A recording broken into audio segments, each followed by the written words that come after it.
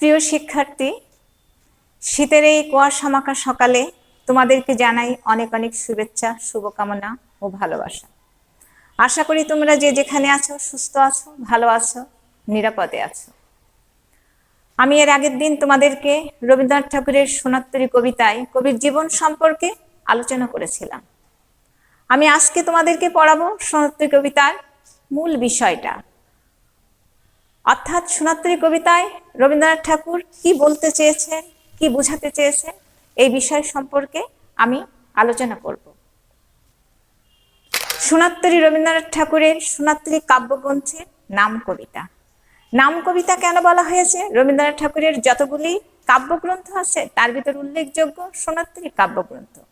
এই সোনারতরী কাব্যগ্রন্থের একটা কবিতা আছে, সেই কবিতার নাম সোনারতরী, আর এই সোনারতরী কবিতা নিয়েই তার মূল কাব্যগ্রন্থের নাম সোনারতরী কবিতা।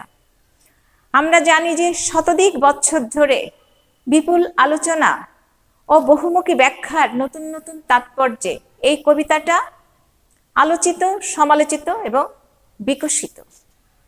এই কবিতাটা একদিকে যেমন গভীর রহস্যে ভরা, অন্যদিকে শ্রেষ্ঠত্বের দাবিদার। গভীর রহস্যে ভরা কেন? কারণ এই কবিতাটায় একটা রূপক কবিতা, একটা প্রতীকী কবিতা। এখানে তোমাদের মনে প্রশ্ন জাগতে পারে যে রূপক কবিতা কাকে বলে। আমি তার আগে বলি যে গভীর রহস্যে ভরা কেন। আমরা জানি যে মানুষের জন্ম আর মৃত্যু, এর মাঝে একটা রহস্য লুকোনো থাকে। এই রহস্যকে মানুষ ভেদ করতে পারে না। অর্থাৎ মানুষ যখন মারা যায়, সে কোথায় যায় এটা কিন্তু আসলে কেউ জানে না। তার বেঁচে থাকে কি? তার সৃষ্টি বেঁচে থাকে, তার কর্ম বেঁচে থাকে, এখানেই থাকে একটা রহস্য। আবার শ্রেষ্ঠত্বের দাবিদার বলি এই কারণে যে রবীন্দ্রনাথ ঠাকুরের যতগুলো কবিতা আছে তার ভিতর সর্বশ্রেষ্ঠ কবিতা এই সোনারতরী কবিতা।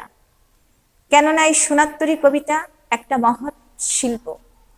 মহৎ শিল্পের প্রধান গুণ হলো যে যুগে যুগে অথবা কালে কালে নতুন দৃষ্টিভঙ্গি অথবা যে নানামুখী যে আলোচনা হয়, সে আলোচনার আলোকে এই কবিতাটা সবসময় বিকশিত হতে থাকে, আলোকিত হতে থাকে। সেটা এই কবিতায় যে রহস্য থাকে, সেই রহস্য এক একজন এক একভাবে উন্মোচন করতে থাকে। এ কারণে একে বলা হয়েছে একটি অনিন্দ সুন্দর কবিতা। এখানে আমরা বলতে পারি যে সোনারতরী একটি চিরায়ত সুন্দর আবেদনবাহী কবিতা। চিরায়ত সুন্দর আবেদনবাহী কবিতা কেন বলা হয়েছে? তার কারণ যে এই কবিতার ভিতরে আসলে একটা গভীর রহস্য লুকিয়ে আছে। একটা মানুষের জীবন, জন্ম, মৃত্যু বৃত্তান্ত সবকিছু লুকায় আছে। আমরা জানি যে কালের গর্ভে মানুষের সবকিছু বিলীন হয়ে যায়। মানুষের এই দেহ, মানুষের জীবন সবকিছু কালের গর্ভে বিলীন হয়ে যায়। বেঁচে থাকে মানুষের কি? মানুষের কর্ম বেঁচে থাকে। মানুষের সৃষ্টি যেটা, অর্থাৎ ভালো কর্ম যেটা, সেই ভালো কর্মই কিন্তু মানুষের বেঁচে থাকে। আর এখানে দেখো যে রূপক কবিতা। রূপক কাকে বলে? রূপক আর উপমা, এই দুইটা শব্দের কিন্তু অর্থ বুঝতে হবে। উপমা মানে তুলনা, সাদৃশ্য, আর রূপক মানে যখন একটা শব্দ দিয়ে, একটা কোনো কিছু দিয়ে আমি অন্যটাকে বোঝাতে চেয়েছি, তাকে বলা হয় রূপক। যেমন এখানে কৃষকের কথা বলা হয়েছে। এই যে কৃষক, এই কৃষক কিন্তু কে? এই কৃষক হচ্ছে কে? কবি সত্তা, অর্থাৎ কবি নিজে, অর্থাৎ কৃষক হচ্ছে একজন মানুষের সমগ্র জীবন। এ কারণে এখানে বলা হয়েছে যেটা একটা রূপক কবিতা। আবার উপমা, উপমা মানে তুলনা অথবা সাদৃশ্য। আমরা যদি বলি যে চাঁদের মতো সুন্দর মুখ, অর্থাৎ চাঁদ পানা মুখ, এখানে মুখকে তুলনা করা হয়েছে চাঁদের সঙ্গে। অর্থাৎ মুখটা কেমন? চাঁদও যেমন সুন্দর দেখতে, মুখও তেমন সুন্দর দেখতে। এই তুলনাটা এখানে করা হয়েছে। এবার আসো আমরা এই কবিতার সম্পর্কে একটু আলোচনা করি যে এই কবিতাটা আসলে কেন রবীন্দ্রনাথ ঠাকুর লিখেছেন।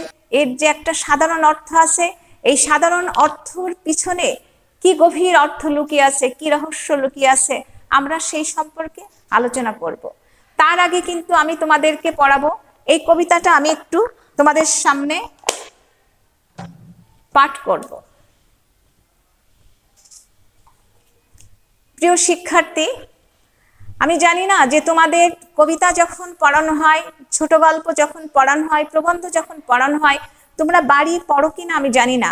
আমি কিন্তু এর আগের ক্লাসেও বলেছি যে তোমরা এই কবিতা, ছোট গল্প, প্রবন্ধ তোমরা বারবার করে পড়ো।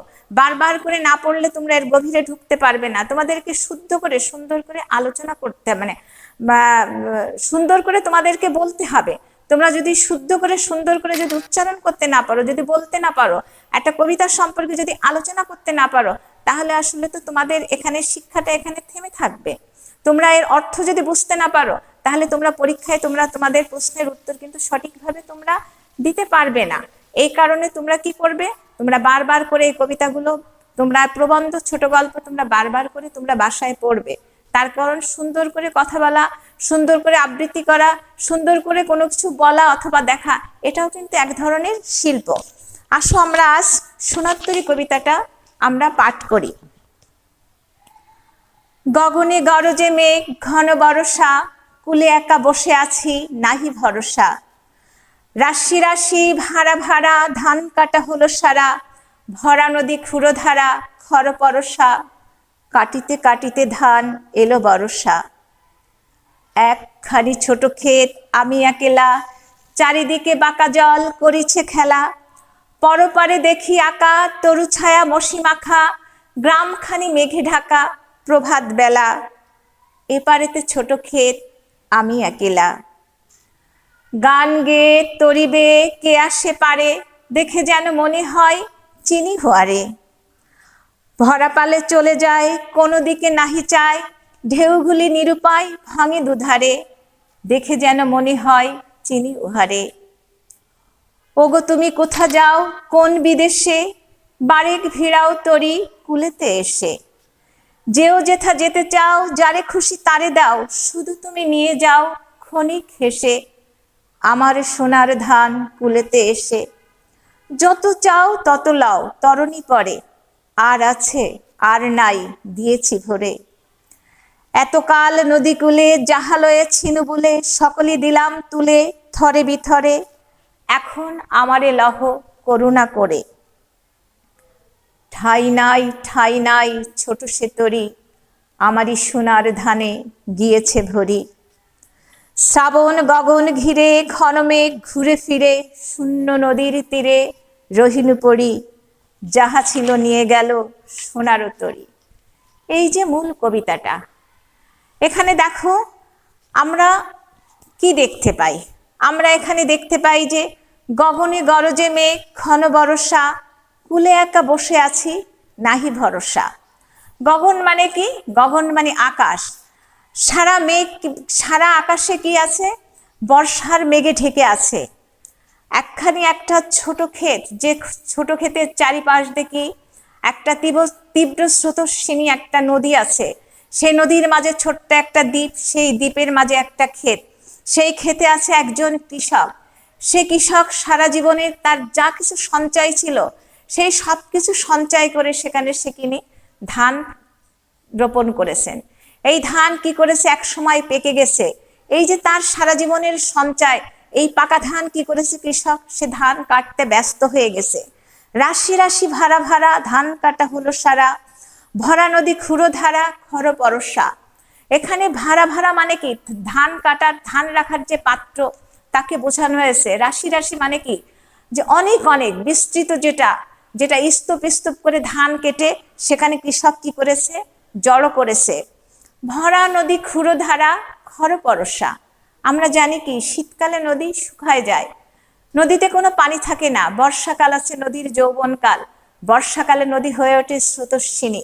নদীর দুই কূল প্লাবিত করে কি হয়, স্রোত বইতে থাকে। এত স্রোত যে বয়, যে স্রোতকে কবি তুলনা করেছেন ক্ষুর ধারা। ক্ষুর মানে কি? ক্ষুরের মতো যে ধার, খর পরশা, অর্থাৎ যে বর্ষার মতো যে ধার আছে যে নদীর স্রোতে, সেরকম একটা নদীর মাঝখানে একটা ছোট্ট দ্বীপ, সেই দ্বীপে একটা ধান ক্ষেত আছে। সেই ধান ক্ষেতে সারা জীবনের যে তার যে সঞ্চয়, যে ফসল, সেই সোনার ধান কেটে কৃষক বসে আছে। কিন্তু আকাশ কি করেছে? আকাশ কালো মেঘে ছেয়ে আছে। কাটিতে কাটিতে ধান এলো বরষা। এই ধান কাটতে কাটতে কি হয়েছে? বর্ষাকাল চলে এসেছে। একখানি ছোট ক্ষেত আমি একেলা, চারিদিকে বাঁকা জল করিছে খেলা। এই যে ছোট ক্ষেতে কৃষক একা বসে আছে, চারিদিকে যে তীব্র স্রোত, যেই জল, যে কোনো সময় কি করবে, এই দ্বীপটা ডুবে যেতে পারে, দ্বীপটা পানির গভীরে বিলীন হয়ে যেতে পারে। পরপারে দেখি আঁকা তরু ছায়া মসিম আঁকা, গ্রামখানি মেঘে ঢাকা প্রভাত বেলা, এপারেতে ছোট ক্ষেত আমি একেলা। পরপার মানে কি? অন্য পার। নদীর কিন্তু যে পারে বসে থাকা যায় অন্য পারকে দেখা যায়। সেই পারে হঠাৎ করে কৃষক তাকায়, কি দেখে? যে সকাল বেলায়, যে প্রভাত মানে কি? সকাল বেলায় গ্রামখানা মেঘে ঢেকে গেছে, যে এই যে গাছপালা তরুপালা সবকিছু অন্ধকার হয়ে গেছে, কোনো কিছু আর দেখা যাচ্ছে না। কৃষকের তখন চিন্তা হয়, যদি এখন বর্ষা চলে আসে তাহলে তার এই সারা জীবনের এই সঞ্চয়, এই ফসল সে কি করে অন্য পারে পৌঁছে দেবে? অন্য পারে তার এই সঞ্চয়গুলো কিভাবে পৌঁছাবে? ঠিক এ সময় দেখা যায় কি, গান গেয়ে তরিবে কে আসে পারে, দেখে যেন মনে হয় চিনিও হারে। গান গেয়ে তরিবে একজন মাঝি আসছে অন্য পার থেকে, তাকে দেখে মনে হচ্ছে চেনা চেনা মনে হয়, কিন্তু একটা সংশয় থেকে যায় যে দেখে যেন মনে হয় চিনিও হারে, অর্থাৎ তাকে আমার চেনা চেনা মনে হচ্ছে কিন্তু তাকে আমি চিনতে পারছি না। ভরা পালে চলে যায় কোনো দিকে নাহি চায়, নৌকায় পাল তোলা আছে, পাল তুলে দিয়ে সে চলে যাচ্ছে, সে কোনো দিকেই তাকাচ্ছে না, সে নিজের খেয়ালে নিজের আনন্দে সে নৌকা বেয়ে চলে যাচ্ছে। ঢেউগুলি নিরুপায় ভাঙে দুধারে। নদীর যে ঢেউ থাকে, সেই ঢেউ যখন আশ্রে নদীর কূলে যেয়ে পড়ে, তখন নদীর কূলের যে মাটিগুলো কি করে? আস্তে আস্তে ভাঙতে থাকে। দেখে যেন মনে হয় চিনি হারে। এখানে একটা সংশয় দেখা যাচ্ছে যে মাঝিকে দেখে চেনা মনে হচ্ছে। ওগো তুমি কোথা যাও কোন বিদেশে, বারেক ভিড়াও তরি কুলেতে এসে। তখন কৃষক তাকে জিজ্ঞেস করছে যে মাঝি, তুমি কোন বিদেশে, কোন শিল্পলোকে, তুমি কোথায় চলে যাচ্ছ? বারেক মানে কি? ক্ষণকাল, অর্থাৎ কিছু সময়ের জন্য তুমি এসে কি করো? তুমি নৌকাটা এই কুলেতে বিড়াও, যেও যেথা যেতে চাও, যারে খুশি তারে দাও, শুধু তুমি নিয়ে যাও ক্ষণিক হেসে। তুমি কি করো? তুমি অল্প সময়ের জন্য তুমি তোমার নৌকাটা এই কূলে এসে ভিড়াও, তারপরে তুমি যেখানে যেতে চাও, যার ইচ্ছে তুমি তারে নাও, তুমি যাকে খুশি দিতে চাও সব করো, কিন্তু তুমি কি করো? তুমি ক্ষণিক হেসে অল্প সময়ের জন্য তুমি হাসি মুখে এসে এই সোনার ধানটা কূলে এসে নিয়ে যাও। যত চাও তত লাও, তরণী পরে আর আছে আর নাই দিয়েছি ভরে। কৃষক নিজেই নিজেকে প্রশ্ন করছে, যা ছিল সব তো নৌকায় ভরে দিছি, আর তো নেই। এতকাল নদী কূলে যাহা লয়ে ছিন ভুলে, সকলই দিলাম তুলে থরে বিথরে। অর্থাৎ এই যে দীর্ঘ জীবন মানুষের, এই দীর্ঘ জীবন ধরে সে তার যা সঞ্চয় ছিল সবকিছু সে কি করছে? সোনার নৌকায় সে তুলে দিয়েছে। যা নিয়ে সে ভুলেছিল সবকিছু থরে বিথরে, অর্থাৎ স্তূপ স্তূপ রাশি রাশি ভাবে সে সোনার ধান সে নৌকায় তুলে দিয়েছে। এখন আমারে লহ করুণা করে, আমার সবকিছু তো দিয়ে দিছি, এখন আমি শুধু একা পড়ে আছি, তুমি এবার করুণা করে দয়া করে তুমি আমাকে নাও। ঠাই নাই ঠাই নাই ছোট সে তরি, আমারই সোনার ধানে গিয়েছে ভরি। এই নৌকায়, এত ছোট নৌকা, এ নৌকায় কোনো জায়গা নেই, ঠাই নেই, নিজের সোনার ধানে সে নৌকাটা ভরে গেছে। শ্রাবণ গগন ঘিরে ঘন মেঘ ঘুরে ফিরে, শূন্য নদীর তীরে রহিন পড়ি, যাহা ছিল নিয়ে গেল সোনার তরি। অর্থাৎ সবকিছু সঞ্চয় যখন সোনার নৌকায় তুলে দিয়েছে, এখানে নিঃসঙ্গ কৃষক একলা বসে আছে, তার এই নৌকায় ঠাঁই নাই, তাকে নেয়ার মতো এখানে আর কেউ নাই। প্রিয় শিক্ষার্থী, আমি এখানে তোমাদেরকে একটা কথা বলবো, যেখানে দেখো যে আমি মানে কে? আমি হচ্ছে এখানে সাধারণ অর্থে কৃষক, কিন্তু প্রতীকী অর্থে বোঝানো আছে শিল্প স্রষ্টা, অর্থাৎ কবি নিজেকে বোঝানো হয়েছে। আবার এখানে যদি আমরা এরকম বলি যে আমি মানে কৃষক, কৃষক মানে একটা সমগ্র মানুষের জীবন। বাঁকা জল, এখানে বাঁকা জল মানে এখানে অনন্ত কাল স্রোতের প্রতীক। বিদেশ, এখানে বিদেশ মানে চিরায়ত শিল্প লোকের প্রতীক, অর্থাৎ যেখানে মানুষের যে ভালো কর্মটা পৌঁছাবে, মানুষ সেখানে পৌঁছাতে পারবে না। সোনার ধান, সোনার ধান এখানে আসে কৃষকের শ্রেষ্ঠ ফসল, অর্থাৎ মানুষের জীবনের যে শ্রেষ্ঠ কর্ম, ভালো কর্ম, সেটাকে বলা হয়েছে এখানে সোনার ফসল। এখানে রবীন্দ্রনাথের সারা জীবনের সঞ্চয় যেটা, সে সঞ্চয়কে বোঝানো হয়েছে। আর এই সোনার তরী কি? সোনার তরী আছে কেন? মহাকালের যে নৌকা। তাহলে দেখো, আমি তোমাদেরকে একটা জিনিস বলবো যে আমরা সৈয়দ মুজতবা আলীর বই কিনা প্রবন্ধ পড়েছি। বই কিনা প্রবন্ধে কিন্তু একটা কথা ছিল যে রুটি মত ফুরিয়ে যাবে, প্রিয়ার কালো চোখ ঘোলাটে হয়ে যাবে, কিন্তু বইখানা অনন্ত যৌবনা, যদি তেমন বই হয়। অর্থাৎ কি হবে, ভালো কর্ম ভালো সৃষ্টি কিন্তু যুগে যুগে কালে কালে রয়ে যাবে, কিন্তু মানুষ কি হবে, মানুষ বিলীন হয়ে যাবে। আবার মাইকেল মধুসূদন দত্ত বলেছেন কি, যে জন্মিলে মরিতে হবে, অমরকে কোথা কবে।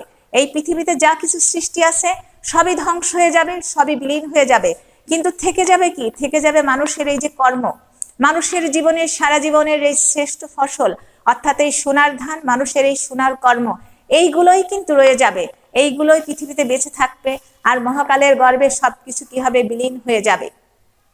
প্রিয় শিক্ষার্থী, তোমাদের যদি কোনো কিছু বুঝতে সমস্যা হয়, তোমরা কি করবা, তোমরা ওখানে যে কমেন্টস আছে ওখানে তোমরা লিখে জানাবা, আমি তোমাদেরকে উত্তর দেওয়ার চেষ্টা করব। আজ এ পর্যন্তই থাক, তোমরা যে যেখানে আছো ভালো থাকো, সুস্থ থাকো, নিরাপদে থাকো। খোদা হাফেজ।